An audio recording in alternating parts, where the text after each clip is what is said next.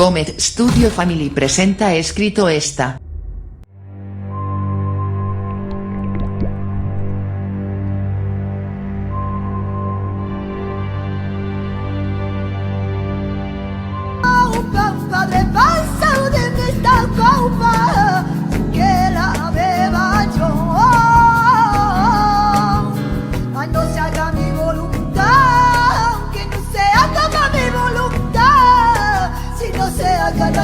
Señor, este se encuentra entre nosotros, viene hablando a tu vida, hijo, no te encuentras solo.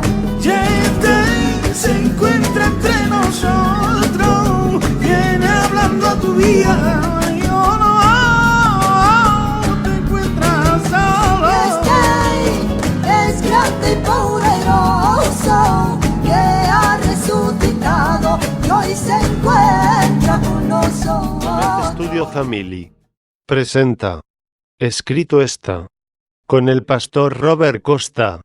Tema de hoy: entre dos pensamientos. Una niñita oraba junto a su cama antes de ir a dormir. Querido Dios, por favor, haz que Boston sea la capital de Vermont, porque eso es lo que escribí hoy en el examen.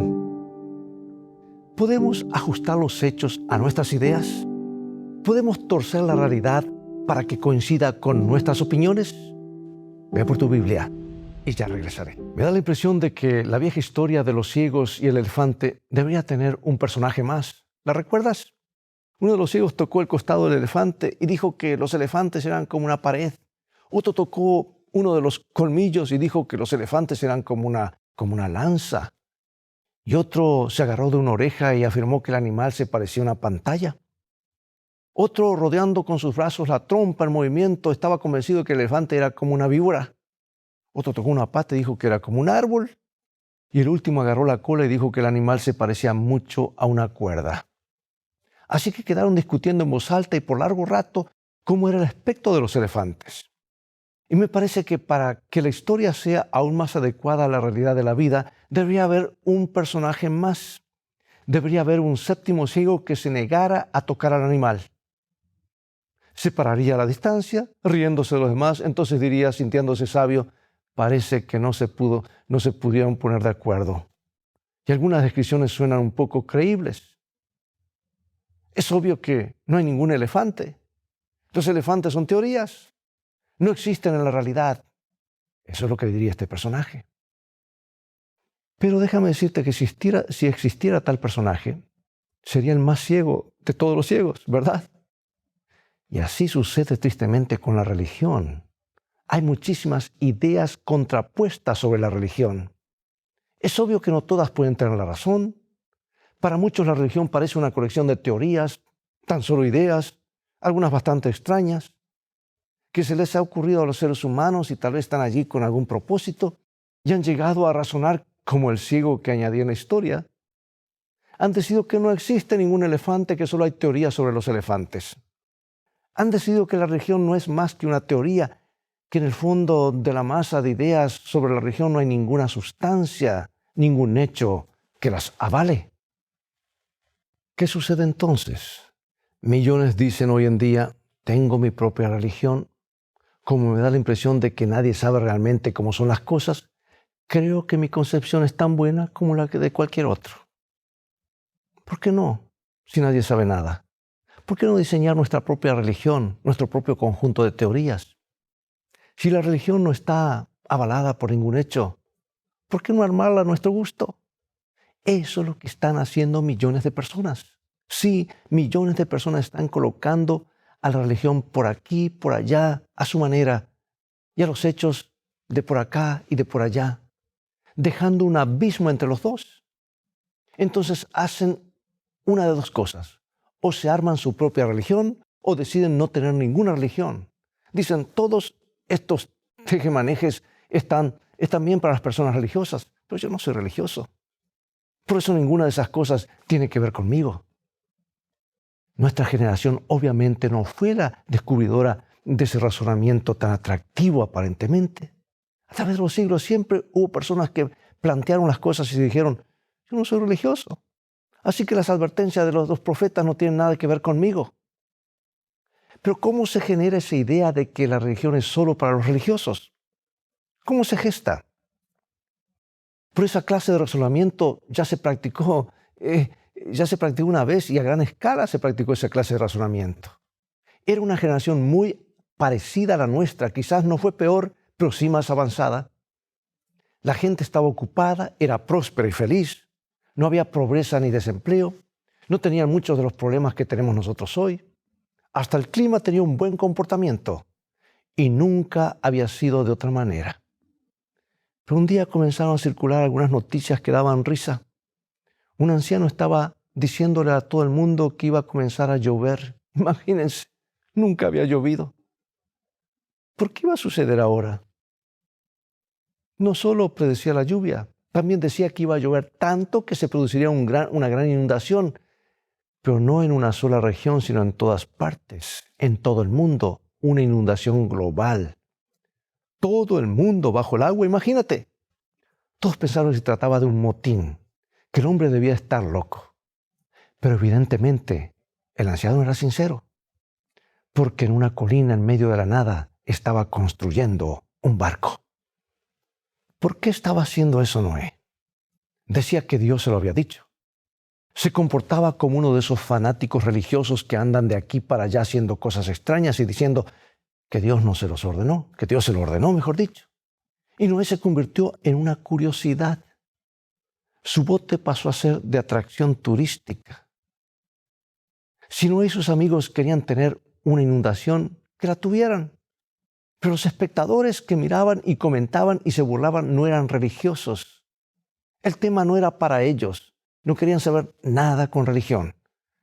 Pero cuando el cielo despejado comenzó a llenarse de negras nubes que no presagiaban nada bueno, y cuando comenzó a llover con truenos y relámpagos que atravesaban los cielos, y cuando la tierra comenzó a temblar levantando agua de abajo como geysers, y los relámpagos atravesaban los cielos, y el miedo les quitó el buen juicio, pregunto, ¿era eso religión? Cuando el agua comenzó a manar a raudales y los árboles fueron arrancados de raíz y las rocas lanzadas al aire, ¿era eso religión? Cuando golpearon frenéticamente a la puerta del barco, una puerta que había sido cerrada por Dios mismo, pregunto, ¿era eso religión? Cuando se hundían bajo las aguas negras, en esos torbellinos deseando escuchar un nuevo llamado de los labios de Noé, ¿era eso religión? ¿O eran hechos que hubieran podido saber? ¿No se lo había estado diciendo Noé durante 120 años? ¿No era ese el mensaje tanto para los religiosos como para los no religiosos? ¿Murieron con menos violencia o menos plenamente porque no eran personas religiosas? Amigo y amiga, la verdadera religión no es teoría. La verdadera religión no es la idea de alguien acerca de cómo serán o cómo deberían ser las cosas. La verdadera religión es de la forma que es y de la forma que será. La verdadera religión se basa en hechos porque se basa en la palabra del Dios vivo, que siempre dice la verdad. ¿Cuándo aprenderemos que además de las teorías que andan dando vueltas también hay hechos sólidos e indiscutibles? Y cuando nos disponemos a conocer cuáles son los hechos, ¿cuándo nos dispondremos? Hay gente que lo hace, pero la mayoría no. Por eso vuelvo a preguntar, ¿cuándo nos dispondremos a conocer cuáles son estos hechos? Porque estamos rodeados por opiniones, casi sofocados por ellas. Se nos pide que elijamos entre todas estas opiniones. ¿Espera Dios que nos pasemos la vida hurgando en las calles, analizándolas, organizándolas? No. Podríamos poner todas las opiniones humanas bajo el mismo rótulo y ponerlas por allá arriba. Pero la elección es solamente entre dos opiniones, la de Dios o la tuya propia. Dios no nos ha dejado a oscuras con relación a sus opiniones. Nos ha dado su palabra. Pero la Biblia suele estar juntando polvo mientras buscamos la respuesta por cualquier otro lugar, incluso en el suelo de Marte. Nos volcamos a las opiniones de los hombres, científicos, filósofos, estadistas, y no nos molestamos en descubrir las opiniones de Dios. Nos entregamos a las religiones orientales, al mundo psíquico, los credos de iglesias anquilosadas y nuestras propias religiones personales, pero no nos interesamos ni siquiera en abrir la Biblia. Amigos, la Biblia es el libro más auténtico que existe, basado en hechos, pero lo pasamos por alto por considerarlo anticuado e indigno de nuestra atención. Actuamos como si la Biblia fuera tan solo un libro entre muchos para elegir. Actuamos como si pudiéramos elegir de una enorme biblioteca el libro que nos impresionara mejor, el que coincidiera con nuestros planes o el que no nos llevara a modificar nuestro estilo de vida, el que estuviera marcado con el precio más bajo. Es cierto que Dios nos da la posibilidad de elegir, pero al hacerlo, también aceptamos las consecuencias de nuestra elección. Y a veces necesitamos mirar el final del camino para ver dónde nos están llevando nuestros pasos, ¿sabes? La generación de Noé no es el único ejemplo de lo que sucede cuando los hombres colocan sus opiniones por encima de las de Dios. La Revolución Francesa es un ejemplo más cercano a nuestro tiempo y nos proporciona una demostración horripilante de lo que sucede cuando los hombres rechazan la Biblia abierta y completamente y la sustituyen con su propia religión. ¿Recuerdas la Revolución Francesa? Por supuesto que sí, lo has estudiado en la historia. Pero a menos que seas historiador o la estés estudiando en este momento, es probable que recuerdes los detalles muy vagamente. Francia se estaba dirigiendo hacia el conflicto y ya había estado en conflicto durante siglos antes de la Revolución. Habían prohibido la Biblia y los que se atrevían a defenderla eran cazados como animales salvajes. El número de los cristianos que quedaban fue disminuyendo rápidamente. Algunos fueron tomados como esclavos de por vida. Algunas de las personas más inteligentes de Francia fueron encadenados en horrible tortura con ladrones y asesinos. A otros, desarmados, indefensos, les dispararon a sangre fría cuando caían en sus rodillas para orar. Cientos de ancianos, mujeres desvalidas y niños inocentes quedaron muertos en su lugar de reunión. Los cadáveres mancharon el paisaje, mientras los cuerpos colgaban de los árboles. Nada de eso sucedió en una edad oscura, sino en la era brillante de Luis XIV, la época cuando florecieron las ciencias y las letras. Mira esto, en 1572, Francia había sido el escenario de la masacre de San Bartolomé, el más negro y horrible de todos los hechos diabólicos de estos siglos espantosos. Una campana que resonó en medio de la noche fue la señal para la matanza. Millares de cristianos que dormían tranquilamente en sus hogares fueron arrestados fuera de ellos sin previo aviso y asesinados a sangre fría. El rey en quien confiaban había dado su aprobación para el exterminio. La masacre continuó en París por 7 días. En toda Francia, esa carnicería se perpetuó por 2 meses. ¿Te imaginas? 70,000 de la flor y nata de la nación perecieron. Entonces vino la revolución. El pueblo ya había tenido suficiente. Todas las atrocidades conocidas se habían hecho en nombre de la religión. Es cierto que se trataba de una religión distorsionada y pervertida, no de la religión de la Biblia, pero el pueblo ignorante y supersticioso no estaba capacitado para discriminar entre lo verdadero y lo falso, y culparon a la Biblia por todo el mal sucedido. Ahora el poder estaba en sus manos, pero en su ignorancia y enojo y depravación moral no estaban aptos para gobernarse a sí mismos. Solo vieron la oportunidad de devolverles la crueldad, la tortura y la muerte a quienes las habían practicado durante tanto tiempo.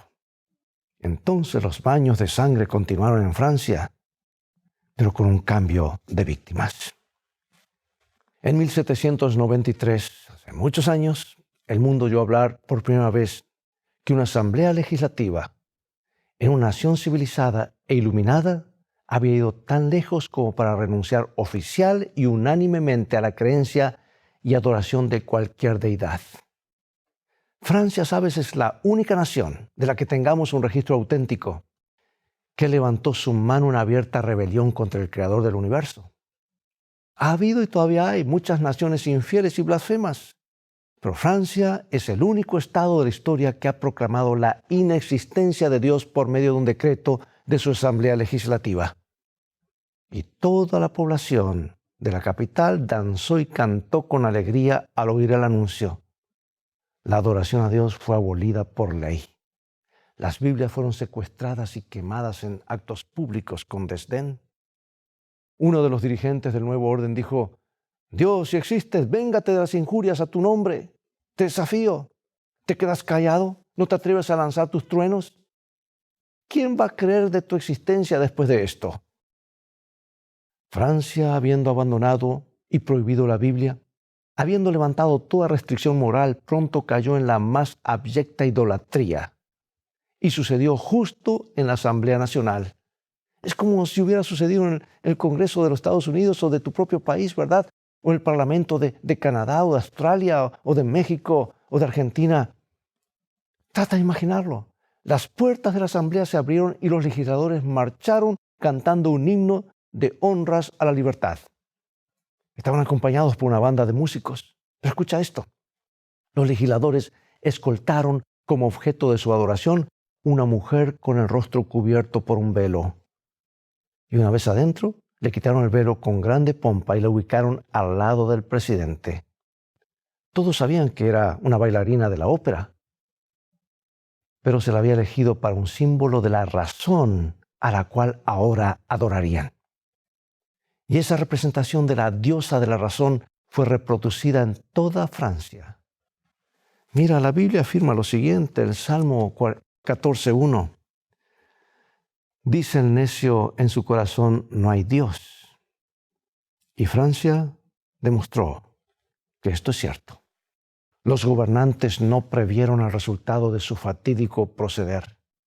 Un país infeliz pronto cosecharía con sangre todo lo que había sembrado. Los resultados de eliminar las restricciones de la ley divina serían terribles. En el mismo lugar donde los mártires habían sido quemados en el siglo XVI, la revolución construyó su primera guillotina. La guerra contra la Biblia se había convertido en el reino del terror. La paz y la felicidad habían desaparecido. Nadie estaba a salvo. El que hoy era triunfador, mañana era sospechoso y condenado. Prevalecían la violencia y el ansia de poder. El pueblo había aprendido la crueldad demasiado bien. Los cadalsos estaban teñidos de sangre. Las galeras y las prisiones estaban atestadas. Los espías asomaban en todos los rincones. La guillotina estaba en funcionamiento el día entero desde la mañana muy temprano. Pero la hoja de la máquina mortal era demasiado lenta para la tarea. Entonces largas filas de prisioneros eran eliminados con ametralladoras. La Francia atea se dio cuenta de que se estaba destruyendo a sí misma. 3 años y medio fue todo lo que pudieron soportar. 3 años y medio después que la Asamblea Francesa hubiera abolido la religión cristiana y eliminado la Biblia, la misma Asamblea adoptó una resolución por la cual rescindía esos decretos. Ya habían tenido suficiente. Y el mundo fue testigo de los terribles resultados que tiene rechazar la Biblia y sus principios.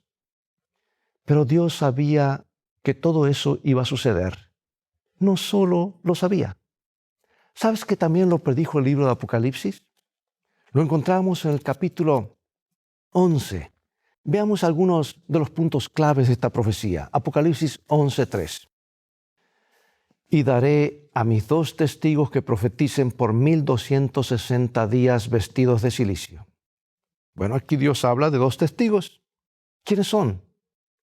Dios nos habla a través de las Escrituras, ¿verdad?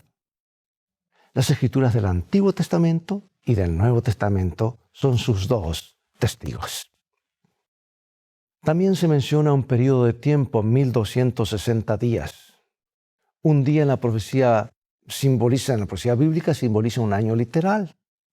Eso es lo que nos indican los libros de Números, capítulo 14, versículo 34 y Ezequiel 4:6. Y es un principio de interpretación profética generalmente aceptado en el mundo de los eruditos.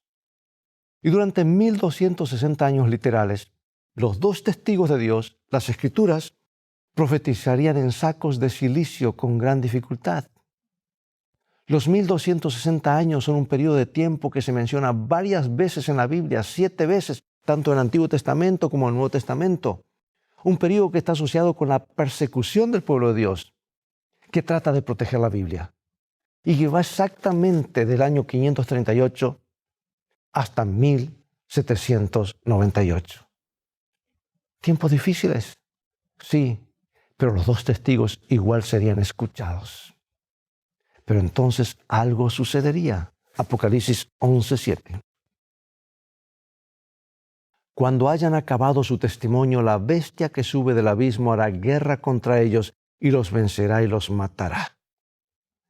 Algo sucede cuando los dos testigos terminan o están por terminar su testimonio. Satanás ha obrado por medio de una cantidad de poderes terrenales. Lo ha hecho en el pasado, pero aquí, poco antes de 1798, Satanás mismo, la bestia que asciende del abismo, se encargaría personalmente de la guerra contra la Biblia y tendría éxito.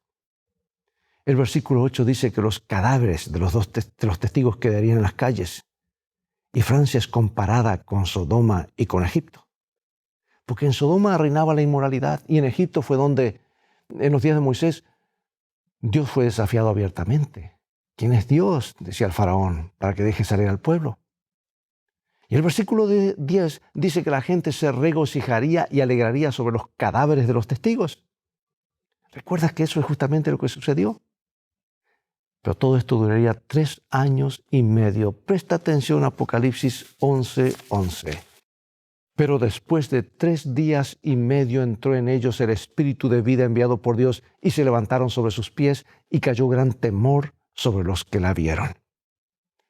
Después de 3 días y medio, o sea, 3 años y medio literales, terminaría la guerra contra la Biblia, o por lo menos ese ataque en particular.